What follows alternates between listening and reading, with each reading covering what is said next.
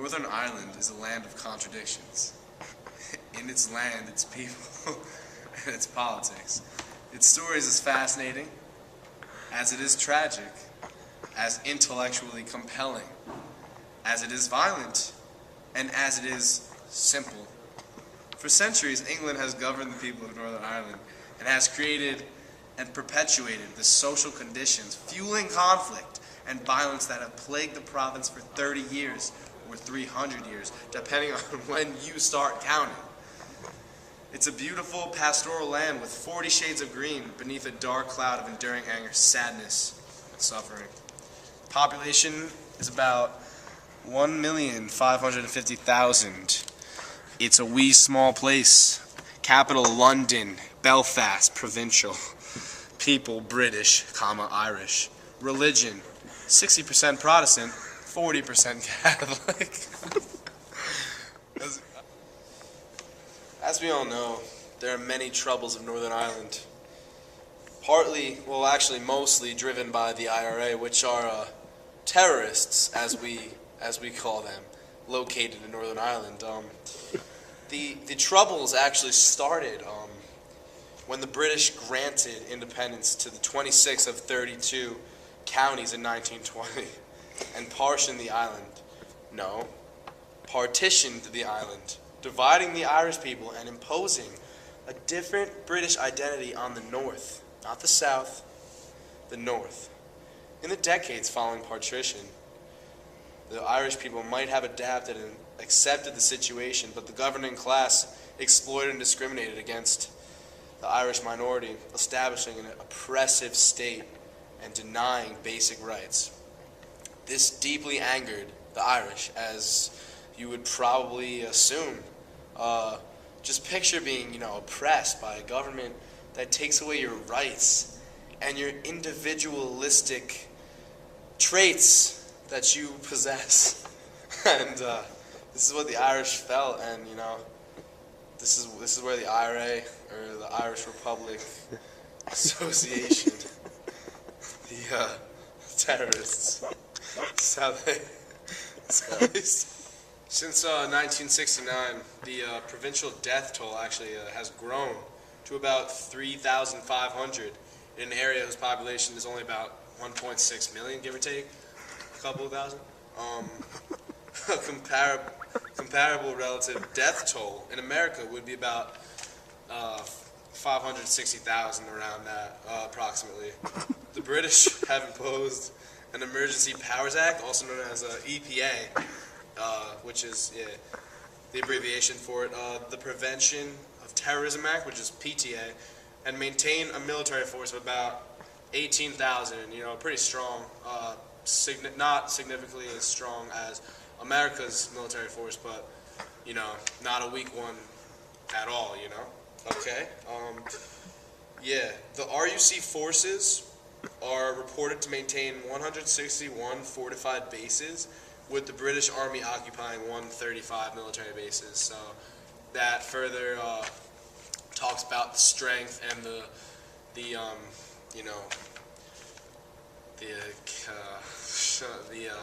strength and the organization of the Irish military. Belfast alone, which is a place located in Northern Ireland, houses 56 military installations. Armored convoys and armed foot patrols are common in nationalist areas. Even during ceasefire periods, and army forts loom above the normal landscape, while helicopters hover incessantly overhead all day, every day. An example of the British oppressing the Irish and not treating them fairly or with the rights that they deserve is in Belfast, which happened in the year 1969, in the conflict of Derry, where Protestant mobs attacked Catholic communities and hundreds of homes were burned and destroyed. Overwhelmed, the police sided with their Protestant brethren, and the IRA resurfaced to defend the Catholics that were unjustifiably killed. British troops were sent into the province, and they have never left. Actually, it's kind of a good fact to know.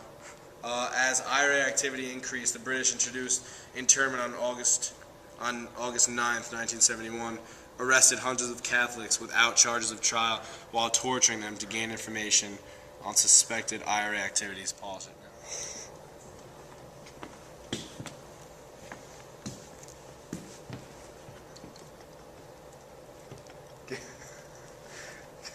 now. Give me information.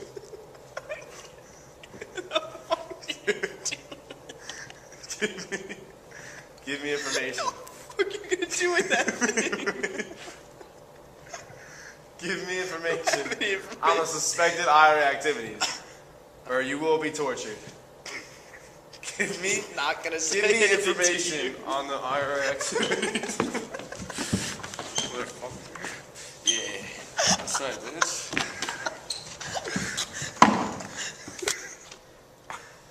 The intent of these tortures was to remove dissidents from the community, and its effect was actually the opposite on the IRA, as the enlistment mushroomed and their actions just in turn got worse, instead of what was actually initially wanted was for their actions to get better, but they actually got worse. Yeah.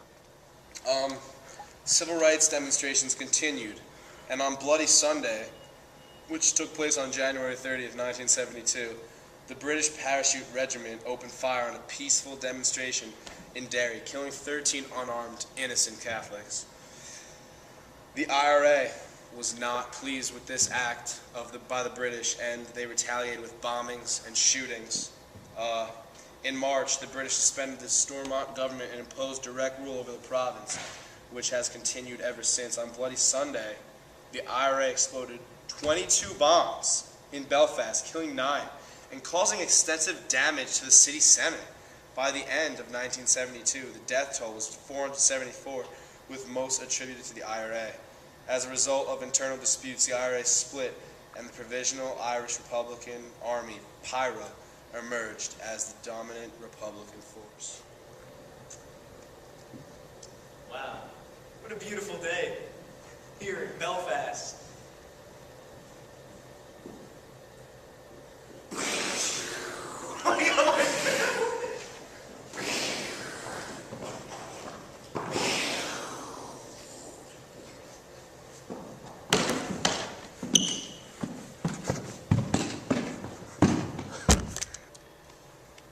In 1973 and 1974, the IRA first brought the war to mainland Britain with a series of bombing attacks at the Tower of London and pubs in Birmingham and Guildford. In 1980, prisoners at HMP Mays prison went on hunger strike over demands for the treatment of the POWs, not the criminals. Prisoner Bobby Sands was elected to the British Parliament before he and 9 others died on hunger strike. This just shows the how much of an effect on Northern Ireland that the IRA's actions had, and how they were unfairly oppressed by the British, and this truly drove them wild. It truly drove them to do things that are harmful and you know, barbaric and insane.